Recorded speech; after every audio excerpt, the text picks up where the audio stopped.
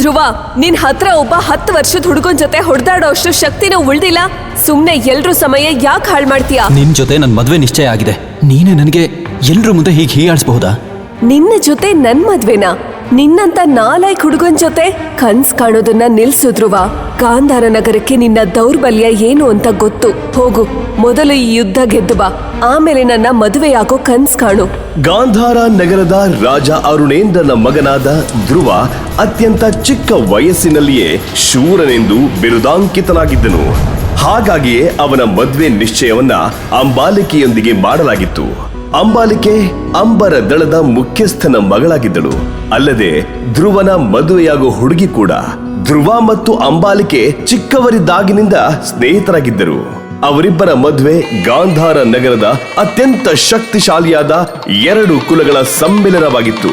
ಆದ್ರೆ ಧ್ರುವ ದಿನೇ ದಿನೇ ಶಕ್ತಿಹೀನ ಆಗ್ತಾ ಹೋಗ್ತಿದ್ರಿಂದ ಅಂಬಾಲಿಕೆಗೆ ಅವನ ಜೊತೆ ಯಾವುದೇ ಸಂಬಂಧ ಮುಂದುವರಿಸೋಕೆ ಇಷ್ಟ ಇರಲಿಲ್ಲ.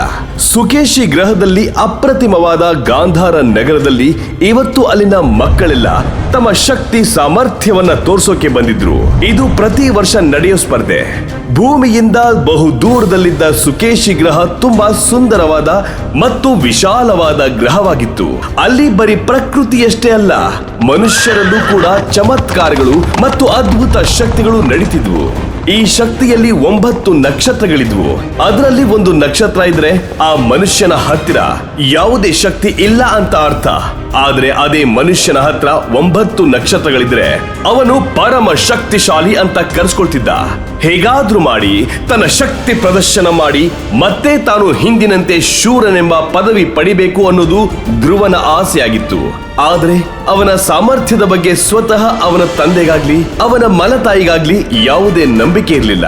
ರಾಜ ಅರುಣೇಂದ್ರ, ಈ ಶಕ್ತಿ ಸ್ಥಾನದ ಸ್ಪರ್ಧೆಯಲ್ಲಿ ನಿನ್ನ ಮಗ ಧ್ರುವ ಏನ್ ಮಾಡ್ತಾ ಇದ್ದಾನೆ? ಅರುಣೇಂದ್ರ, ಇವನೇನು ದಾರಿ ತಪ್ಪಿ ಬಂದಿಲ್ಲ ತಾನೆ? ಮಗನೇ ಧ್ರುವ, ನೀನ್ ಈ ಸ್ಪರ್ಧೆಯಲ್ಲಿ ಭಾಗವಹಿಸೋ ಯಾವ ಅವಶ್ಯಕತೆನೂ ಇಲ್ಲ. ಸುಮ್ನೆ ನಮ್ಗೆಲ್ಲ ಅವಮಾನ ಆಗತ್ತೆ. ನೀನ್ ಸುಮ್ನೆ ಆ ಸಿಂಹಾಸನದ ಪಕ್ಕದಲ್ಲಿ ಇರೋ ಜಾಗದಲ್ಲಿ ಹೋಗಿ ಕೂತ್ಕೋ. ಧ್ರುವನ ಬಳಿ ಕೇವಲ 3 ನಕ್ಷತ್ರಗಳಿತ್ತು. ಹಾಗಾಗಿ ಅವನು ಗುರಿ ಮುಟ್ಟೋದು ಅಸಾಧ್ಯ ಅಂತ ಅವನ ತಂದೆಗೂ ಅನ್ಸಿತ್ತು. ಧ್ರುವ ತನ್ನ ಅಪ್ಪನ ಕಡೆ ನೋಡಿದ್ದ. ಅವರ ಮುಖದಲ್ಲಿ ತಾತ್ಸಾರ ಭಾವನೆ ಎದ್ದು ಕಾಣ್ತಾ ಇತ್ತು. ಅಪ್ಪ, ನಾನು ಈ ವರ್ಷ ತುಂಬಾ ಕಷ್ಟಪಟ್ಟಿದ್ದೀನಿ. ಅದಕ್ಕೆ ಈ ವರ್ಷ ನಾನು ಈ ಸ್ಪರ್ಧೆಯಲ್ಲಿ ಗೆಲ್ತೀನಿ. ನನಗ್ ಗೊತ್ತು ನೀನ್ ಕಷ್ಟಪಟ್ಟಿದ್ಯಾ ಅಂತ. ಆದ್ರೆ ಶಕ್ತಿ ಸ್ಥಾನದಲ್ಲಿ ಬರೀ ಕಷ್ಟಪಟ್ರೆ ಸಾಕಾಗಲ್ಲ. ನಿನ್ನೊಳಗೆ ಅದು ನಿನ್ನೊಳಗಿರುವಂತಹ ವಿಶೇಷತೆ ನನ್ನೊಳಗಿಲ್ಲ ಅಲ್ವಾ? ನಿಮಗೂ ನನ್ನ ಮೇಲೆ ವಿಶ್ವಾಸ ಇಲ್ಲ. ಇದನ್ನ ಕೇಳಿ ಧ್ರುವನ ಅಪ್ಪನ ಮುಖದಲ್ಲಿ ಸಿಟ್ಟು ಕಾಣಿಸಿಕೊಳ್ಳುತ್ತೆ. ಧ್ರುವ ಮತ್ತು ಅವರ ಅಪ್ಪ ನೋಡ್ತಾ ಇದ್ದ ಹಾಗೆ ಶಕ್ತಿ ಸ್ಥಾನದ ಕಾದಾಟ ನೋಡೋದಕ್ಕೆ ಅಲ್ಲಿ ಅಂಬಾಲಿಕೆ ಕೂಡ ಬರ್ತಾ ಇದ್ಲು. ಧ್ರುವ, ನಿನ್ ಹತ್ರ ಒಬ್ಬ 10 ವರ್ಷದ ಹುಡುಗನ್ ಜೊತೆ ಹೊಡೆದಾಡೋ ಅಷ್ಟು ಶಕ್ತಿನೂ ಉಳ್ದಿಲ್ಲ. ಸುಮ್ನೆ ಎಲ್ರೂ ಸಮಯ ಯಾಕೆ ಹಾಳು ಮಾಡ್ತೀಯಾ? ಇದನ್ನ ಕೇಳಿ ಸಿಟ್ಟಾಗೋ ಧ್ರುವನ ಅಪ್ಪ, ಅಂಬಾಲಿಕೆ, ನಿಮ್ಮಿಬ್ಬರ ಸಂಬಂಧ ಚಿಕ್ಕವರಿದ್ದಾಗ್ಲೇ ನಿಶ್ಚಯ ಆಗಿತ್ತು ಅನ್ನೋದನ್ನ ಮರಿಬೇಡ. ನಿನಗಿಷ್ಟು ದಿನ ಏನ್ ಮರ್ಯಾದೆ ಗೌರವ ಸಿಕ್ತಿದೆಯೋ ಅದೆಲ್ಲ ನೀನು ಧ್ರುವನ್ ಹೆಂಡತಿ ಆಗ್ತಾ ಇದ್ದಿದ್ದಕ್ಕೆ ಸಿಕ್ಕಿದ್ದು. ನಮ್ಮಪ್ಪ ನನ್ ಮದ್ವೆನ ಒಬ್ಬ ನವನಕ್ಷತ್ರಗಳ ಪಡೆದಿರುವಂತ ಶಕ್ತಿಶಾಲಿ ಮತ್ತು ಬಲಶಾಲಿ ಹುಡುಗನ್ ಜೊತೆ ನಿಶ್ಚಯ ಮಾಡಿದ್ರು. ಆದ್ರೆ ಈಗ ನನ್ನ ಮುಂದೆ ನಿಂತಿರೋ ಹುಡುಗನ ಹತ್ರ ಏನೂ ಇಲ್ಲ.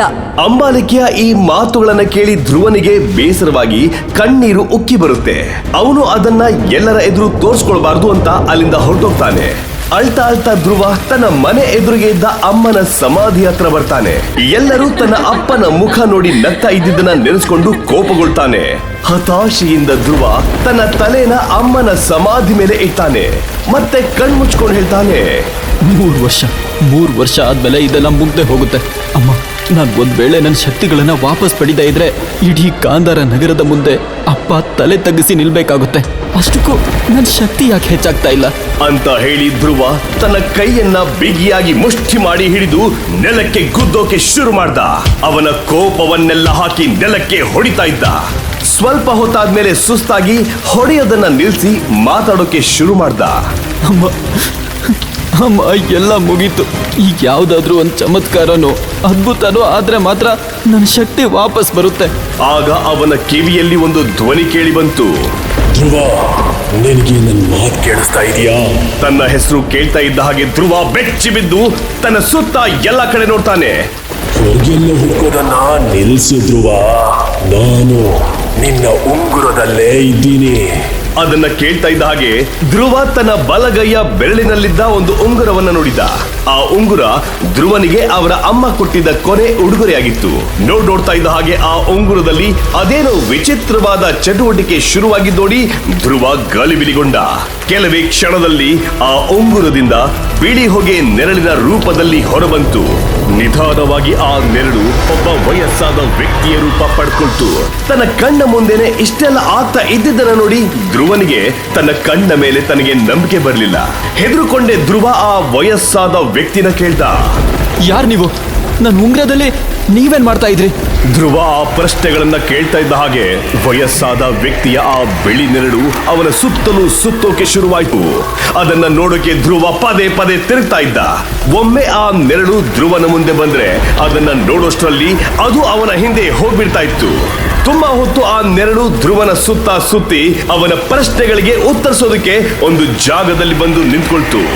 ನಾನ್ ಯಾರು ಅಂತ ತಿಳ್ಕೊಳ್ಳೋ ಅವಶ್ಯಕತೆ ನಿನಗಿಲ್ಲ. ಆದ್ರೆ ನೀವು ಬಂದಿದ್ದಾದ್ರೂ ಎಲ್ಲಿಂದ? ನಾನು ಎಲ್ಲಿಂದ ಬಂದಿದ್ದೀನಿ ಅಂತ ನಿನಗೆ ಒಂದು ದಿನ ಗೊತ್ತಾಗೇ ಆಗತ್ತೆ. ಆದ್ರೆ ಈಗ ನಾನು ನಿನಗೆ ಎಲ್ಲಿ ಕರ್ಕೊಂಡು ಹೋಗ್ತೀನಿ ಅಂತ ನಿನಗೆ ಗೊತ್ತಾಗಬೇಕಿದೆ. ಧ್ರುವ, ನಿನ್ನೊಳಗೆ ಒಂದು ವಿಶೇಷತೆ ಇದೆ. ನಿನಗೆ ಎಲ್ಲರೂ ಮತ್ತೆ ಮರ್ಯಾದೆ ಕೊಡಬೇಕು.